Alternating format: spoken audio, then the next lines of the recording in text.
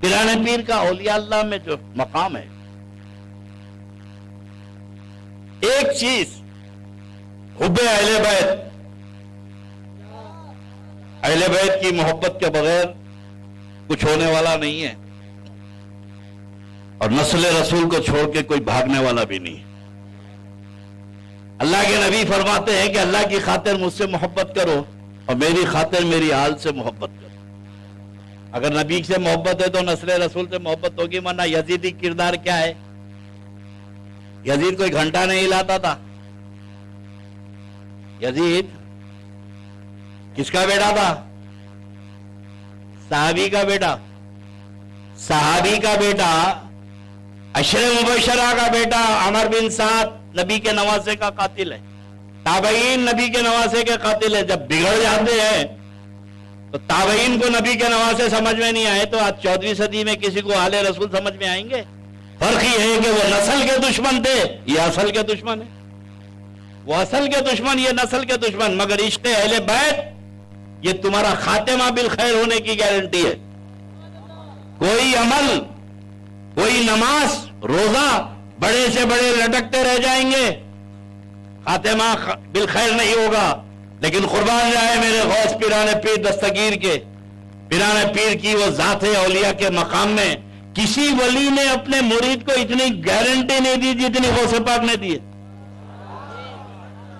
غریب نواز کا مقام سر آنکھوں پر، بہاؤالدین نقشبند ہمارے سر آنکھوں پر، سارے سلسلے کے شیوخ ہمارے سر آنکھوں پر، لیکن کسی سلسلے کے پیر نے وہ شورٹی اپنے غلاموں کو، مریدوں کو نہیں دی جو میرے غوث اعظم نے اپنے غلاموں کو عطا فرمائی ہے۔ یہ میرے پیر کا منفرد مقام ہے۔ فرمایا کہ مریدی لا تخف اللہ ربی، مریدی لا تخف اللہ ربی اتانی رفت نلت المعالی۔ فرمایا کہ مریدی لا تخف واشن فإنی عظم قاتل عند القتال۔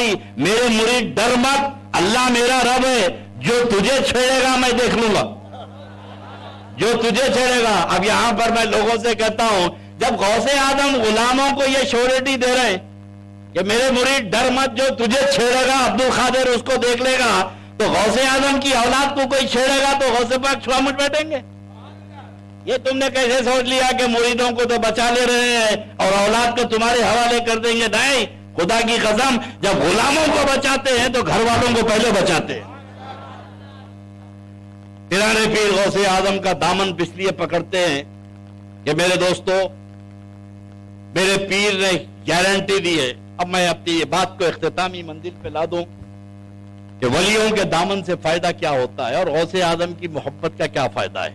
پیرانے پیر غوث اعظم کے پاس ایک نوجوان آیا، رات کو خواب دیکھا کہ اس کے باپ جہنم کی آگ میں جل رہے ہیں۔ پیرانے پیر کے پاس آیا اور آ کے کہنے لگا، یا غوث، میرا باپ، میں نے بھیانک خواب دیکھا ہے، میرا باپ جہنم کی آگ میں جل رہا ہے۔ میرے غوث نے پوچھا، میرا مرید تھا وہ؟ میرا مرید تھا۔ پیرانے پیر، آپ کا مرید نہیں تھا، یہ میرے مرید کا مرید تھا۔ فرمایا نہیں، میرے مرید کے مرید کا مرید تھا۔ بولے نہیں سرکار، نہیں، کبھی میرے واز میں آیا تھا، کبھی میرے واز میں آیا تھا؟ یا غوث آپ کے واز میں بھی نہیں آیا؟ فرمایا کہ کبھی میری خانقاہ کے سامنے سے گزرا تھا، کبھی میری خانقاہ کے سامنے سے گزرا تھا۔ پیرانے پیر، ان کا راستہ یہی تھا آنا جانے کا میرے والد کا، تو فرمایا جو عبد القادر کے راستے سے گزرتا ہے اسے جہنم کی آگ کیسے جلا سکتی ہے؟ دوسرے دن خواب دیکھا تو کہا باپ جنت میں ٹہل رہا ہے۔